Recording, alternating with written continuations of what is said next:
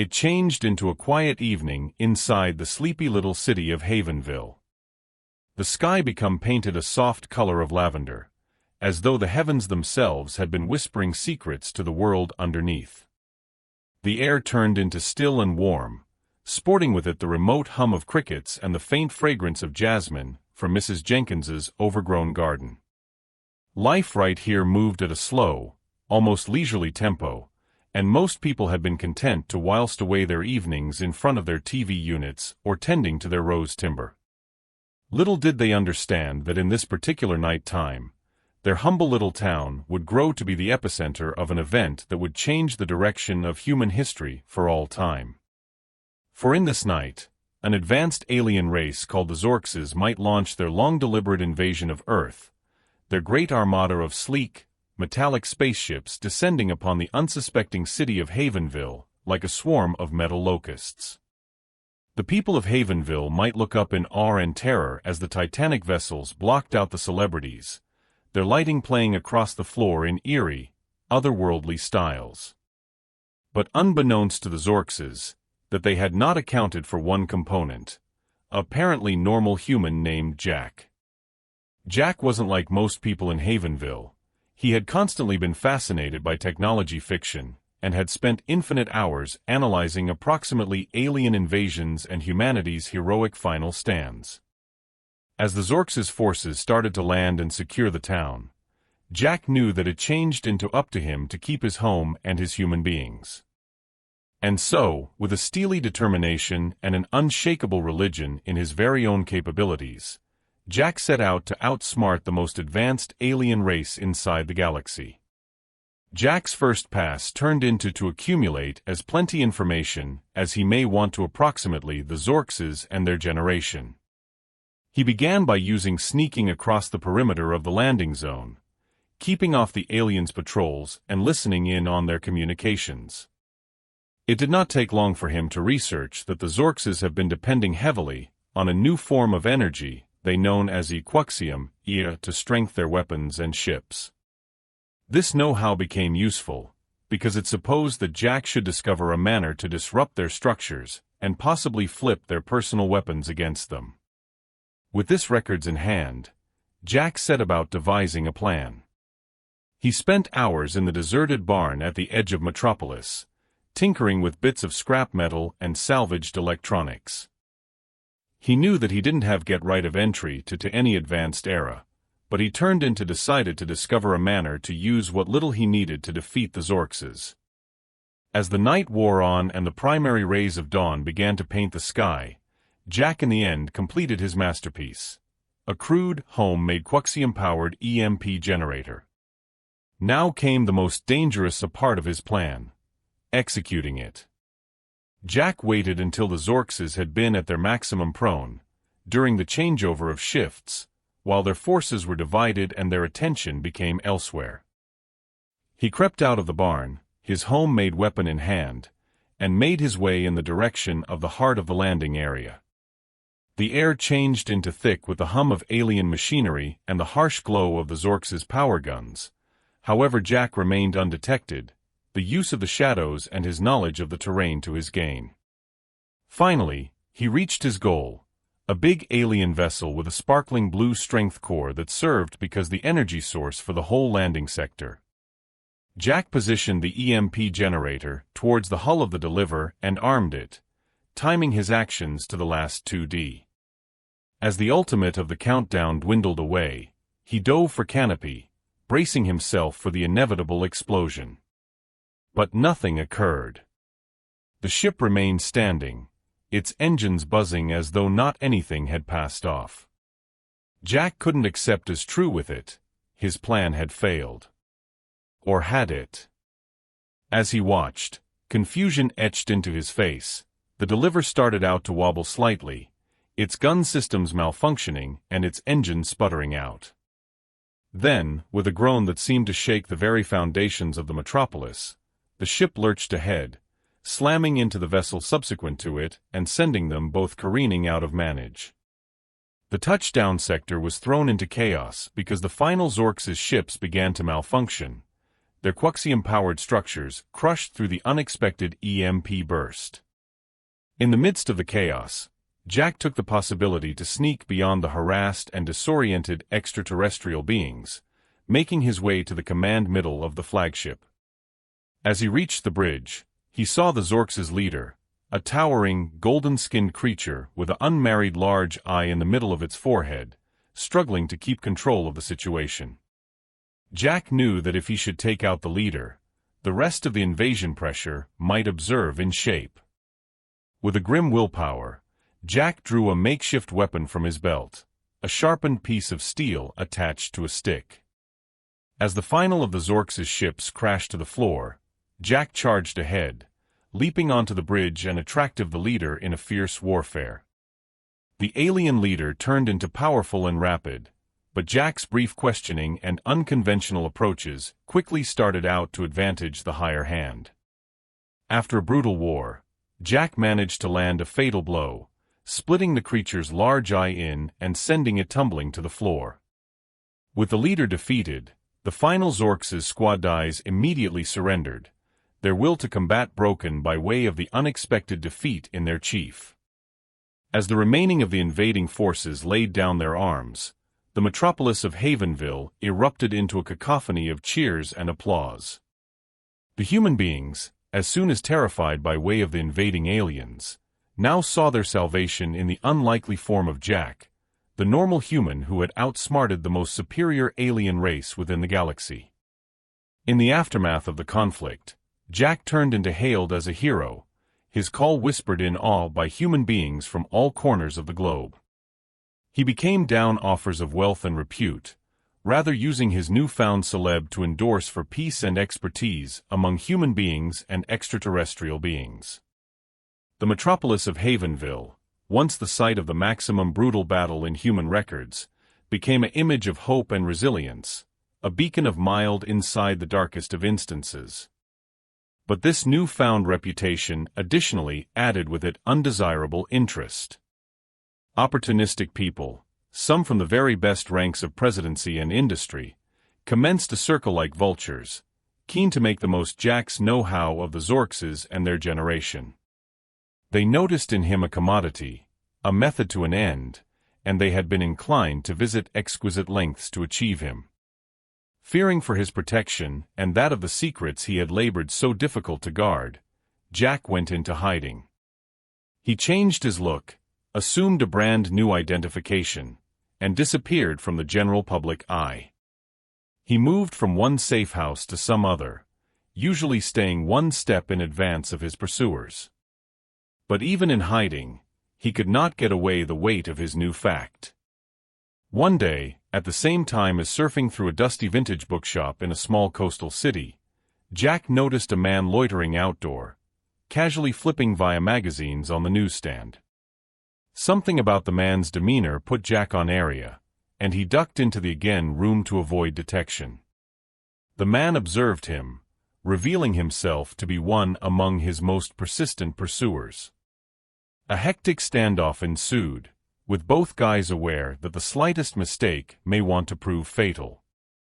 As they rotated every different, Jack couldn't assist but feel a feel of resignation. He had been residing in fear for goodbye, usually searching over his shoulder, continuously on the run. He puzzled if there has been any way out of this limitless cycle of risk and paranoia. But as he met the cold, unyielding gaze of his pursuer, he knew that he couldn't give up. Not yet. The man within the book-place spoke first. You don't need to make this any harder than it already is, Jack. His voice was smooth, almost hypnotic.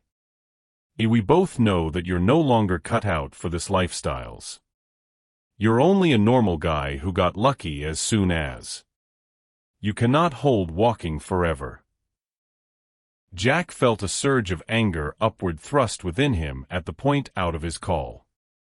He knew that the man knew who he became, knew approximately Havenville. But he could not permit his protect down. "And what do you advocate I do?" he asked, preserving his voice calm and measured. I give you all of the secrets I've worked so tough to shield? Hand myself over to you on a silver platter. The guy smiled, his expression bloodless and calculating. "EO, I don't want you to do that, Jack. Not in any respect. I simply want that will help you. To make things less difficult for you." He stepped closer, reducing his voice conspiratorially. "You could come with me, and I could ensure you are well looked after. You may want to stay out the rest of your days in consolation and luxury. You deserve that, don't you?" Jack laughed bitterly. "And what approximately the relaxation of the world?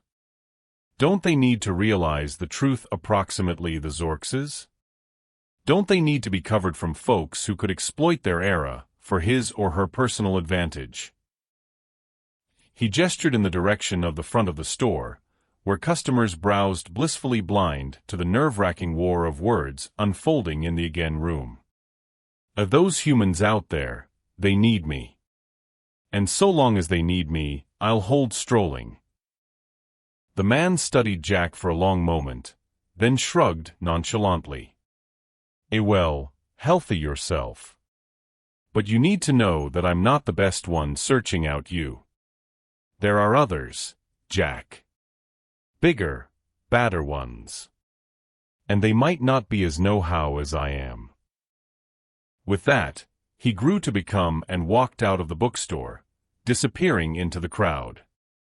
Jack stood there for a moment, his heart racing, but his solve unshaken. He knew that the person had been sincere in his offer. However, he additionally knew that there was no fee too excessive for the secrets he carried. He might retain to stay in hiding, usually one step in advance of those who sought to govern him and the know-how he possessed. For now, that changed into the most effective way to hold Havenville secure. With a deep breath, he became his attention again to the laboratory. The Zorx's technology changed into unfold out before him, sparkling with an eerie blue mild. He knew that it may be used for both desirable and evil, and the burden of that obligation changed into almost unbearable. For a moment, he considered destroying all of it, making sure that no one could ever misuse the electricity it contained. But then he remembered the human beings of Havenville, the lives that trusted him, and he knew that he couldn't take that chance. He carefully began to accumulate up the scattered facts, crystals, and schematics, stuffing them into his backpack. As he worked, he formulated a plan. He could find a way to reverse engineer the era, so that he may want to harness its energy for Havenville's defense without placing the whole world at hazard. It might be risky, and it'd take years, however he was decided to look it through. Finally, with the entirety secured, he made his way again out of the hidden laboratory. He emerged into the night time, feeling an experience of both triumph and dread wash over him. He knew that he had just made the most crucial decision of his lifestyles, and that there has been no turning returned now. As he disappeared into the shadows, he vowed that he could in no way prevent combating for the protection of Havenville and the maintenance of the Zorx's genuine intentions. Over the following several months, Jack devoted himself to information the stolen generation. He labored tirelessly in a secret underground lair, hidden deep below the town. The air was thick with the smell of ozone and burning electronics as he painstakingly reverse-engineered the Zorx's designs. He knew that he couldn't chance revealing his findings to everybody, not even his closest allies. So, he worked on my own, trusting simplest his personal instincts and know-how. Finally, after countless sleepless nights and endless failed attempts, he did it. He had efficaciously opposite-engineered the Zorx's energy core. The room lit up with a tremendous blue mild as the device hummed to existence, its energy field fluctuating wildly. Jack stood again, his heart pounding in his chest, as he pondered the possibilities of what he had just created. He knew that he needed to be careful now. The era was too effective to fall into the incorrect palms. He had to find a way to shield Havenville without revealing the fact to absolutely everyone who may exploit it. He considered creating a small force of elite infantrymen, trained to use the era to shield the metropolis inside the event of an assault. But even then, he knew that he couldn't agree with every person completely. The burden of this information weighed closely on his shoulders. As he persisted to work on developing the generation in addition, Jack started out to formulate a plan to infiltrate the city's electricity grid. If he ought to discover a way to tap into it, he could use the electricity center to defend Havenville without ever revealing its life to the Outdoor International. It changed into an unstable plan, however it turned into the simplest one he had. And so, he got to work, his thoughts racing with opportunities and capability outcomes.